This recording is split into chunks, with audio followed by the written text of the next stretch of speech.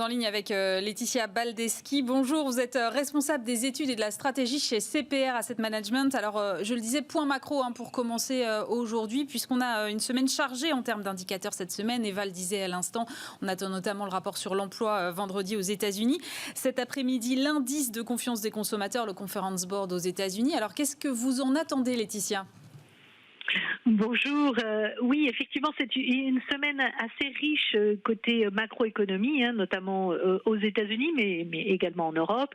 On attend bien évidemment la confirmation dans les statistiques macroéconomiques de l'embellie que l'on peut observer et qui est déjà bien observable, en tout cas sur les marchés financiers côté outre-Atlantique, puisqu'on a vraiment cette perspective d'un rebond encore accéléré, encore amplifié par la multiplication des plans, des plans budgétaires. Je rappelle décembre 900 milliards, 1900 milliards il y a quelques jours, quelques semaines, et puis maintenant la perspective du plan d'infrastructure annoncé par Joe Biden, qui devrait être précisé demain lors d'un discours à Pittsburgh.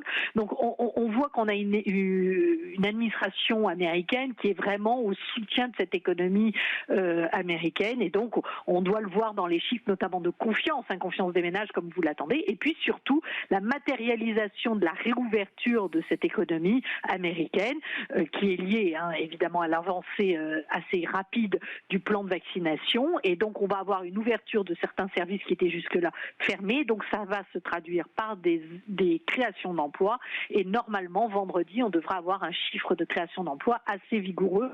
Alors les consensus sont autour de 600 000. Vous savez comme moi que ces consensus sont assez fragiles. Néanmoins, on va avoir un chiffre assez fort et donc une réduction mécanique du taux de chômage annoncée vraisemblablement vendredi prochain. Oui, alors Laetitia, effectivement, vous le disiez, on a l'impression que tout s'accélère très nettement aux États-Unis. Là, l'objectif de vaccination pour les 100 jours de Biden a été doublé. On passe comme ça de 100 millions à 200 millions. Joe Biden qui nous dit que d'ici 3 semaines, 90% des Américains seront éligibles à la vaccination. On a l'impression que ça va très très vite. Les plans, vous le disiez, s'empilent les uns sur les autres. On a même du mal à s'y retrouver. Est-ce qu'il n'y a pas un risque de surchauffe dans cette reprise qui pourrait un petit peu s'emballer peut-être aux États-Unis, Laetitia ? Alors, c'était effectivement les inquiétudes, en tout cas du marché, à partir du mois de février, et qui se traduisent par des hausses de taux nominaux et taux réels pendant quelques temps.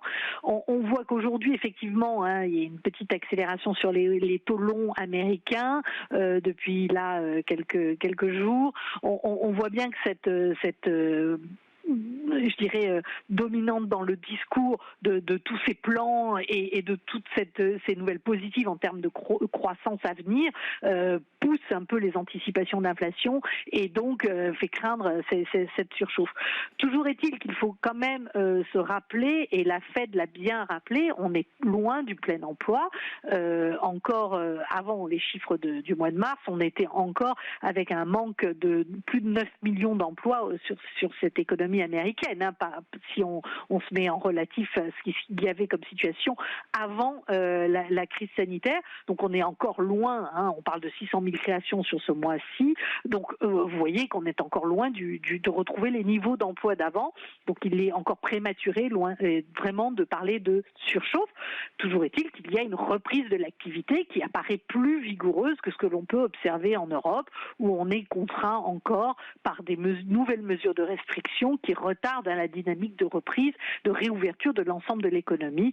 C'est un peu ce que l'on observe sur les marchés, avec la traduction sur l'euro actuellement qui est un peu plus affaibli contre dollar.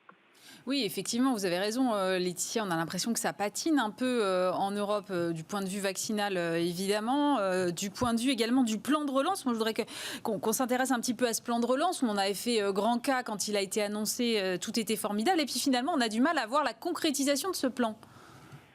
Oui, oui, c'est comme le soulignait d'ailleurs le président Macron et dans son discours, hein, les lourdeurs et la complexité du système européen, qui fait que ce plan, eh bien, il avait été décidé par le Conseil, validé par ce Conseil européen. Il a fallu le faire passer devant le Parlement européen, et maintenant il faut qu'il soit ratifié par l'ensemble des parlements de l'ensemble des pays européens, donc des 27 pays.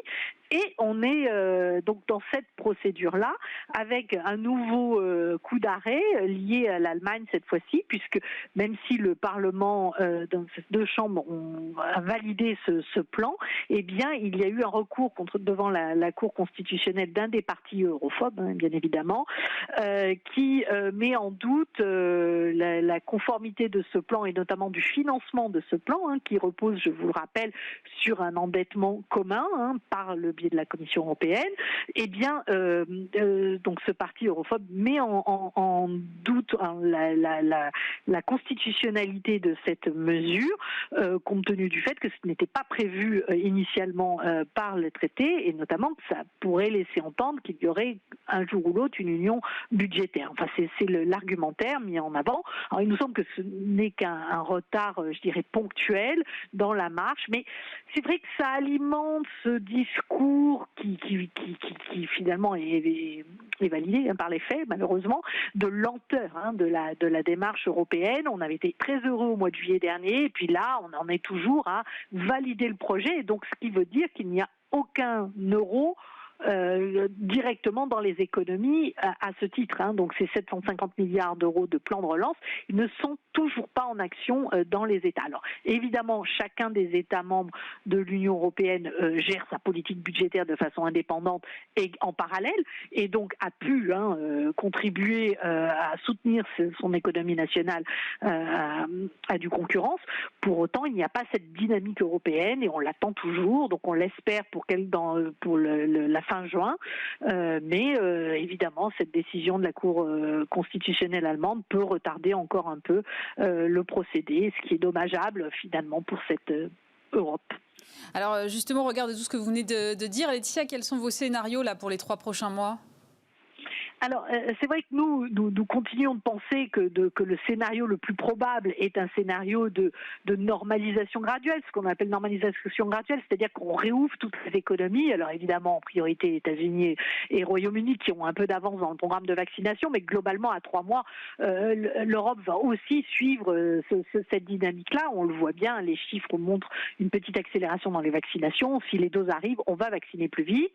Et donc, cette normalisation va se traduire de nouveau par une normalisation également, si on peut dire, des niveaux de taux longs. Alors plutôt aux États-Unis, hein, on envisage un taux cible autour de 1,90, donc on voit un petit peu d'appréciation sur les taux longs américains à 3 mois, et de nouveau des hausses sur les marchés d'actifs plus risqués, les actions. On continue de penser que à 3 mois, l'environnement est plutôt favorable aux actions, hein, on est plutôt un peu surpondéré dans nos portefeuilles diversifiés, avec quand même une préférence pour la zone euro. Pourquoi ? Parce qu'on pense qu'en termes de valorisation, il y a plus de matière, hein, à venir investir sur les marchés européens. La composition des indices est plus favorable à un trait de ce qu'on appelle de reflation, hein, donc de redémarrage, et on récupère, hein, sur les secteurs qui avaient été délaissés pendant toute la pandémie. Et puis, rappelons-nous, tout ce qui est tech, tout ce qui avait tiré, hein, toute la croissance des marchés actions sur l'année passée, eh bien, est plus sensible, hein, aux remontées de taux, donc un peu moins en vogue aujourd'hui. Donc on serait un peu plus surpondéré sur le marché européen en jouant ce trade de reflation. Voilà, avec évidemment des couvertures sur l'inflation, parce qu'on va avoir des chiffres d'inflation qui vont être un peu plus élevés. Il y a quand même un peu de tension sur les prix, notamment on l'a vu sur les prix des transports. Donc tout ceci va se traduire dans les chiffres, et donc on se protège un petit peu avec des placements sur les inflations, les obligations indexées. Un peu plus élevé, mais pas beaucoup plus, Laetitia. Pas de vraie tension inflationniste tant que les marchés de l'emploi sont dans l'état où ils sont actuellement, c'est-à-dire avec des taux de chômage qui restent supérieurs à un niveau de plein emploi, largement. Les vraies tensions inflationnistes viennent des salaires en général, et donc on n'est pas encore à une accélération des salaires, loin de là, ni aux États-Unis d'ailleurs, ni en Europe.